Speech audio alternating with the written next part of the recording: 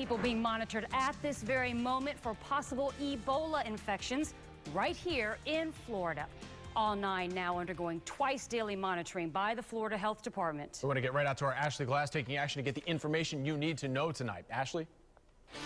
And Jameson, we're talking to an infectious disease doctor tonight about these 9 people being monitored here in Florida right now for possible Ebola. And also, we're getting a first look at this. This is Tampa Fire Rescue's unit at the ready in case there is a need to transport a known Ebola patient.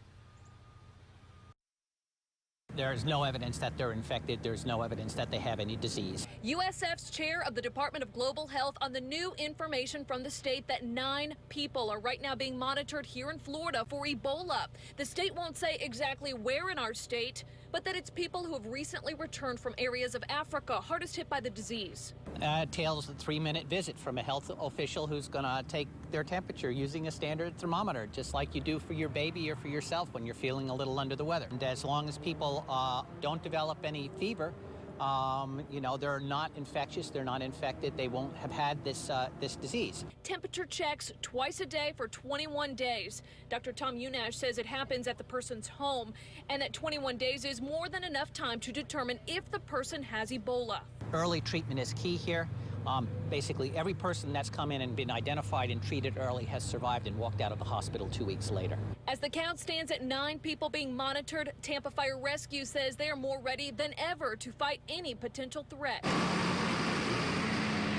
This ambulance ready to transport a known Ebola patient, covered in plastic, sealed with heavy tape. We asked them to, 1, remove all of the gross decontamination, and then 2nd, go in and do a disinfectant where we're using a 10% bleach solution, and we're spraying it on all the affected areas of the unit. We asked them to let it sit for 10 minutes, and then they wipe it dry.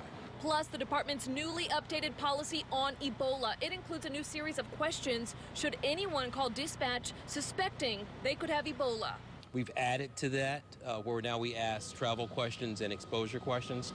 If, in fact, we find that they have had either contact with someone that's traveled or traveled themselves, we heighten the sensitivity of the crews so that when they go out, they do a screening as well.